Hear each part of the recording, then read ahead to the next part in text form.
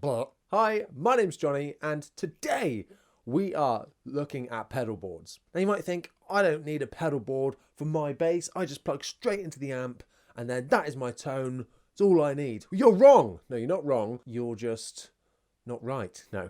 Sometimes that just works for you. If you want the simplest setup, great. Sometimes you want a bit more and you want some pedals to play with and some different sounds to add to your soundscape. Pedals are a great way of achieving that. Today we're looking at the top 5 pedals that you need on your pedal board. Now I'm not going to go into specifics, I'm just going to go into types of pedals, because if you're new to the pedal word and you're if you're new to the pedal world and you're looking online, it's a bit overwhelming. There are so many pedal brands and types of pedals out there and different variations of those pedals as well that it can be a bit overwhelming. I'm not going to include any kind of multi-effects or looking at any amps. Now, a disclaimer, there is a thing called fact and an opinion.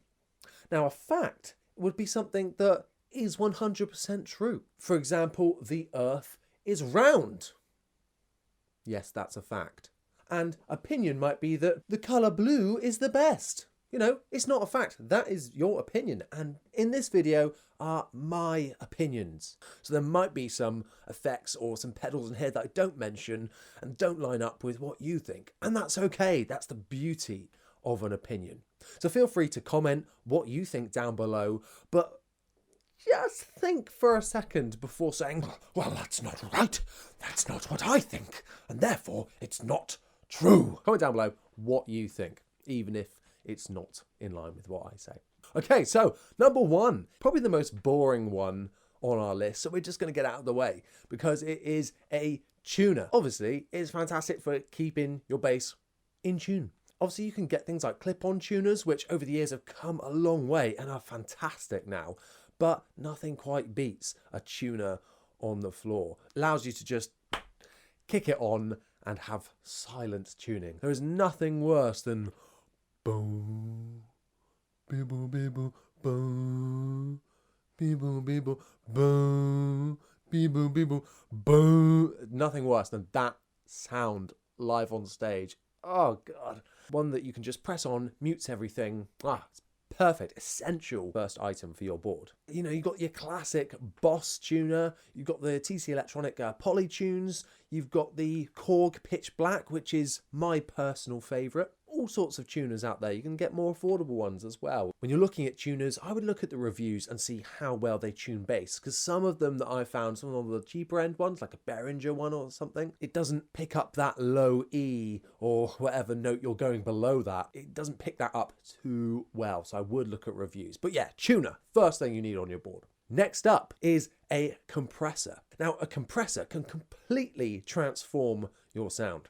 So what a compressor does, if you think of your sound waves like this, you've got your really high notes and then some really quiet notes. What it does is level everything out. So it's a nice, consistent sound wave, a nice, punchy, consistent tone. And for me, a compressor is what I like to call an always-on effect. So it's something on my board I turn on and I don't touch. Now, if you're going for really dynamic and like lots of volume increases, compressor on all the time might not be the best idea. But for me personally, in my opinion, compressor always on for me is an absolute essential.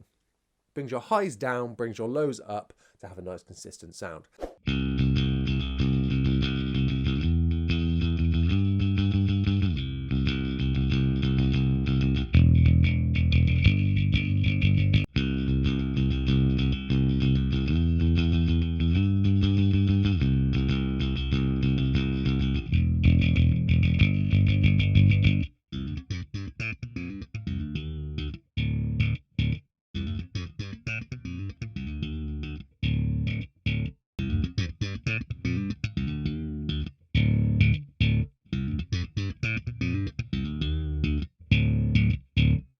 Next up is a preamp. What the hell's a preamp? A preamp is basically tone. If you think of it like it's a load of EQ, you've got a bass, a middle, and a treble, and you can adjust the parameters in which that EQ wave is like. You can, the shape of your tone. You've already got this on the amp. If you've got an active bass, you might already have a preamp on there with bass and treble controls. Why do you need one on the pedal board? Sometimes you can have too much preamp. Oh, I've got too much bass. Where do I turn it down? On the amp, on the pedal, on the bass? If I've got like a P bass into an amp, that's all I need, right? Well, yeah, it could be. For me, it just adds like a little bit of spice to your tone that can emphasize some highs, cut out some mids, that you can't quite get out of that one amp. It adds more diversity to your tone, and you can always use it as an on or an off. Personally, I have this as another always on sound. You know this, I'm a big Sans amp user. Aguilar, tone hammers, all the way up to EBS and Fender, TC Electronic, Dark Glass as well. There's so many preamp pedals out there, but each have got their kind of unique sound, so it's really worth diving in and researching your preamp, I think. Another bonus feature on most preamps is that they have a DI out. Now, this is common on the back of your bass head as well. 9 times out of 10, or 10 times out of 10 in terms of the gigs that I've played, they're not miking up the bass cab. Your bass cab is just there for your stage sound. And sometimes you don't even need that. You have it pumped through the monitors. The DI for the bass goes into that pedal in that preamp, or if you want the preamp from your amp as well, you can go in the back of the head, straight to the PA system. It's definitely the cleanest way to get a signal through the monitors. Let me know in the comment section down below if you've got any thoughts about miking up cabs versus going with the DI on a preamp.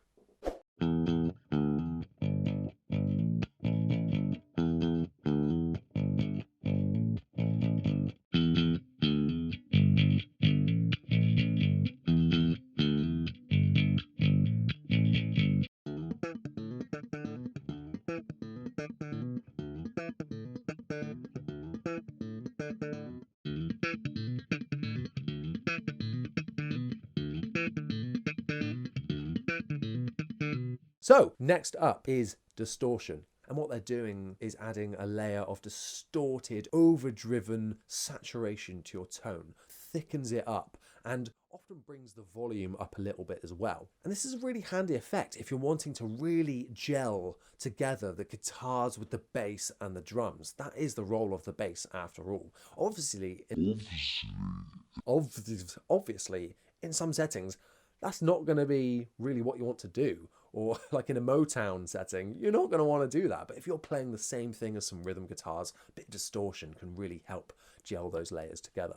If you've got your bass alone for a section, you just want a different sound, a distortion can do so much for that. Just have this really gnarly, girthy sound coming out of the low end. Now, speaking from playing slightly heavier music or with a pick, if you're going into like a breakdown or a heavy outro or something like that in a song, a bit of distortion, whack it on that bit can really bring the presence of the bass up for that section without making it too boomy.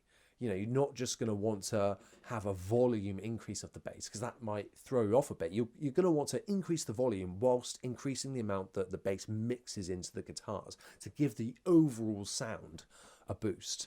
And in those heavy sections, that can be really, really cool.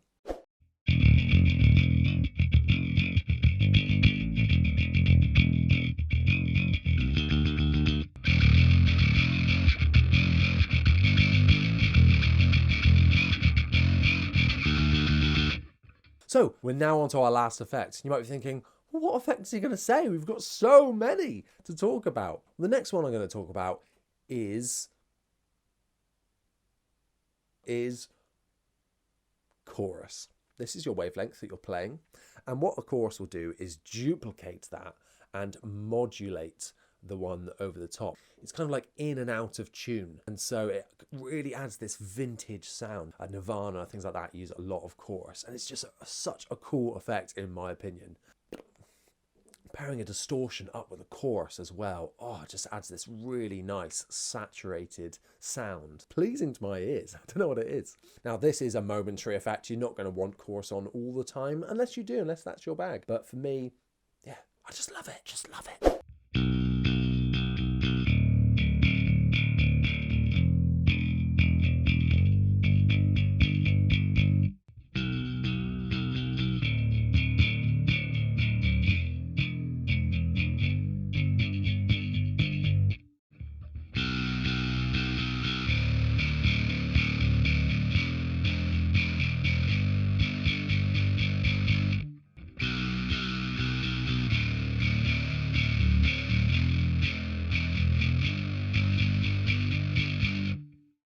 So those are my top 5 effects that I would recommend having on your pedal board.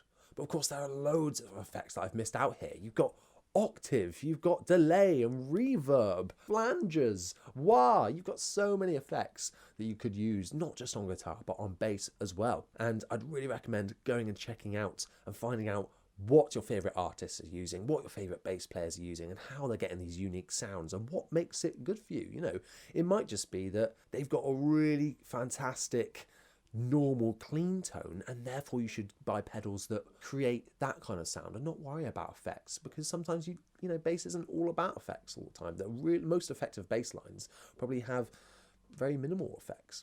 So let me know in the comment section down below what effects you have on your bass and what ones I should be checking out. I'd really like to get into some more pedals on this channel. So thanks so much for watching. I'll see you next time.